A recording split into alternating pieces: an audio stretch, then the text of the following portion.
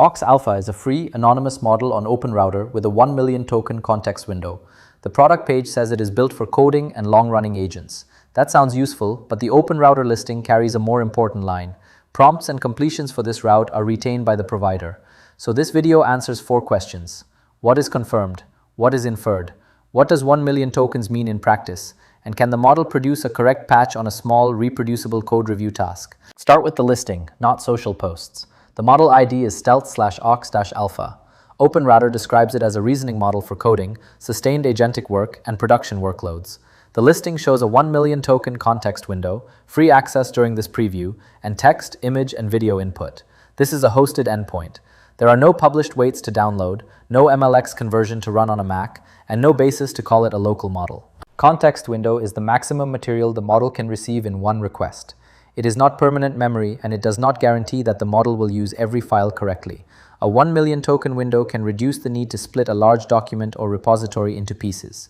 It does not remove the need for tests, code review, or source control. Reasoning means the service may spend computation before it produces a final answer. It is not a correctness certificate. Tool calling is separate again.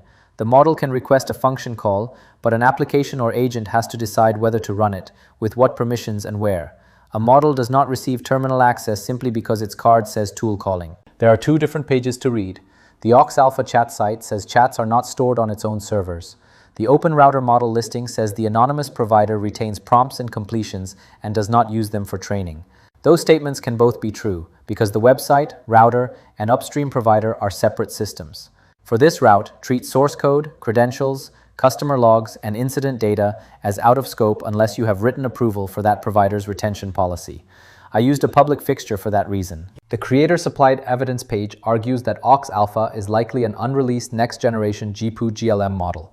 It cites tokenizer behavior, visual input token counts, and error message patterns. That is black box inference, not a vendor announcement. The OpenRouter listing identifies the provider only as an anonymous third party. The useful conclusion is not that the identity has been solved. The useful conclusion is that the identity is undisclosed, so claims about architecture, training data, parameter count, deployment geography, and data handling beyond the published terms remain unverified. The Aux Alpha page presents a 10-task community coding comparison. It reports 8 passes for Aux Alpha, with comparison scores shown for Fable 5, GLM 5.3, GPT 5.6 Sol, and Grok 4.6. The page also labels the data third-party, small sample, directional, and not definitive. There is a second issue. The reference models are shown as passes out of 4 attempts, while Aux Alpha is shown as 1 pass or fail result. That does not invalidate the result, but it prevents a clean claim that Aux Alpha is better than those models. The table is a reason to test the model. It is not a substitute for a matched evaluation. For a first check, I used a self-contained Python settings function.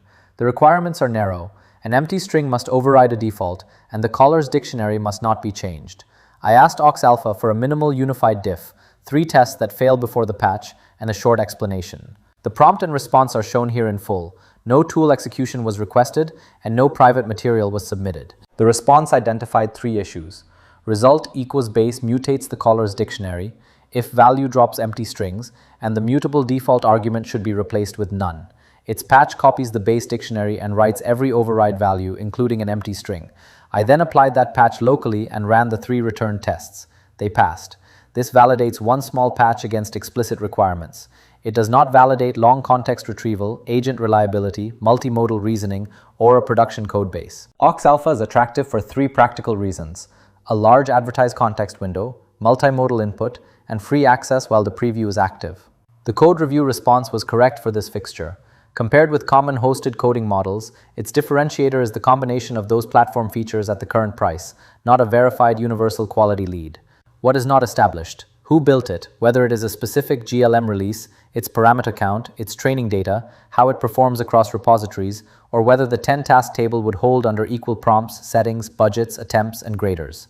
Do not use an anonymous retained prompt endpoint for sensitive code simply because the chat interface is convenient. The engineering verdict is straightforward. Aux Alpha is worth evaluating on public, disposable work, bug explanations, small patches, document analysis, and controlled benchmarks. Keep the prompt, output, model ID, date, and test result with every conclusion. For sensitive work, use a provider and route whose retention terms you have reviewed. For the next check, choose one public task, a multi-file bug fix, a repository question, or a screenshot to code review. I will run the same task with the same acceptance tests against aux alpha and a named comparison model.